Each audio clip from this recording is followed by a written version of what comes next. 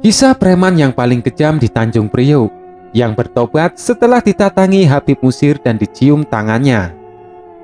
Sejak dulu, kawasan Tanjung Priok sudah dikenal dengan daerah yang keras. Karena menjadi salah satu pusat ekonomi di Jakarta dengan keberadaan pelabuhan internasional di sana. Kelompok premanisme Tanjung Priok juga cukup banyak disegani. Pernah mengisahkan, di suatu daerah Tanjung Priok terdapat tempat yang sangat rawan dengan aksi kriminalnya. Di sana ada seorang preman yang sangat ditakuti. Ia konon kebal dengan senjata dan menguasai ilmu-ilmu kejahatan. Suatu ketika, ada pemuda sekitar wilayah tersebut ingin mengadakan majelis.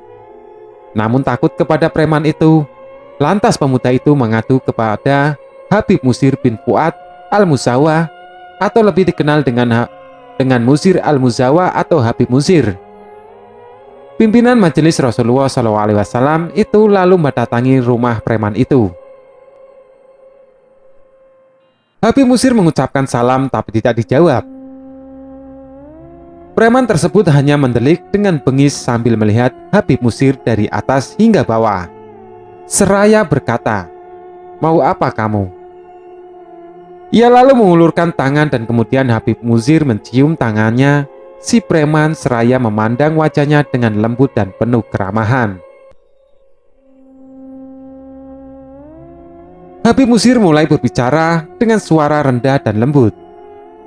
"Saya mau mewakili pemuda ini di sini untuk memohon restu dan izin pada Bapak agar mereka diizinkan membuat majelis di musola dekat sini." Mendengar ucapan Habib Musir itu, sang preman terdiam dan roboh terduduk di kursinya seraya menunduk.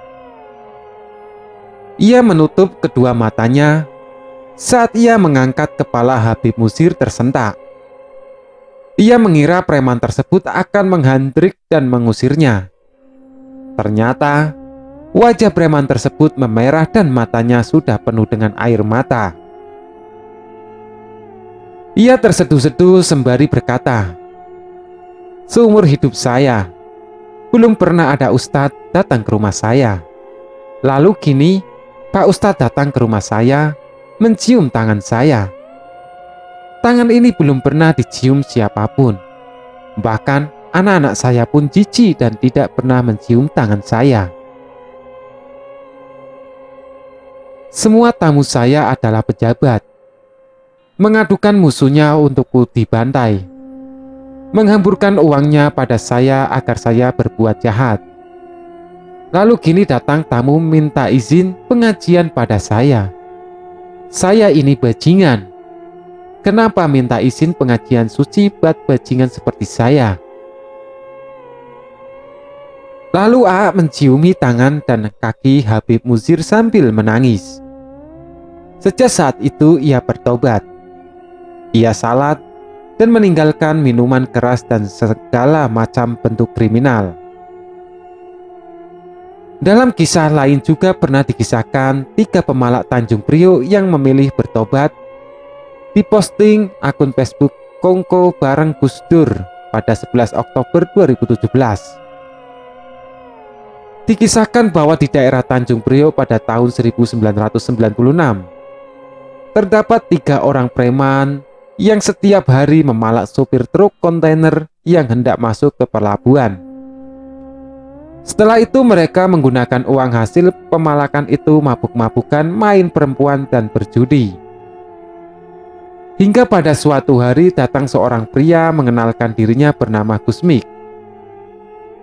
Lantas pria itu berbicara tentang banyak hal, mulai dari masalah politik, ekonomi, hingga menyentuh masalah agama. Ia berbicara dengan penuh kelembutan hingga akhirnya ketiga preman itu tertarik dan mulai menyukai dirinya. Apalagi pria itu orangnya asik diajak gaul ala preman dan suka traktir makan dan minum. Hingga akhirnya masuk waktu sholat duhur. Lantas Gusmik mengajak ketiga preman itu ikut salat. Awalnya ketiga menolak. Tapi Kusmik merayunya dengan iming-iming siapa yang mau salat dengan maka akan dikasih uang 50.000. Maka walaupun terpaksa, akhirnya ketiga preman itu mau ikut sholat di belakang Kusmik. Walaupun tentu saja niatnya demi mendapatkan uang. Begitulah setiap waktu sholat. Pasti mereka salat berjamaah bersama Kusmik. Kejadian ini berlangsung hingga 3 bulan lamanya. Hingga pada akhirnya ada kesadaran tersendiri bagi ketiga preman tersebut. Apalagi Kusmik juga mengajarkan masalah agama yang selama ini belum pernah mereka dengar.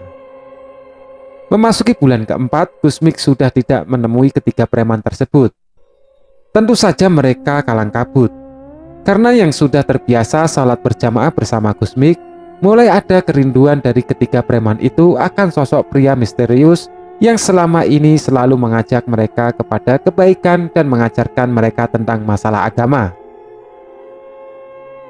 Rupanya tingkah mereka menarik perhatian Ustadz Suhaimi yang ketika itu baru pulang dari acara Maulid Nabi di Masjid Luar Batang. Lalu sang Ustadz menghampiri mereka di teras masjid dan menanyakan banyak hal. Kemudian ketiga preman itu bercerita tentang perjumpaan mereka dengan seorang pria misterius yang membuat mereka akhirnya mulai mendalami masalah agama. Betapa kagetnya Ustadz Suhaimi ketika mendengar nama Kusmik disebut oleh mereka. Lantas sang Ustadz yang saat itu membawa buku saku tentang Zirul Ghafilin memperlihatkan foto seorang ulama kepada ketiga preman itu. Apakah pria misterius itu seperti orang ini? Dengan nada heran, preman itu menjawab, "Iya benar, apakah Ustadz kenal dengan dia?" Ustadz Suhaimi menjawab, "Bukan kenal lagi, ini guru saya. Beliau seorang ulama besar yang merupakan seorang wali Allah. Dan beliau sudah wafat 3 tahun yang lalu." Seperti tersambar petir, terkejut bukan kepalang ketiga preman ini mendengar penjelasan Ustadz Suhaimi.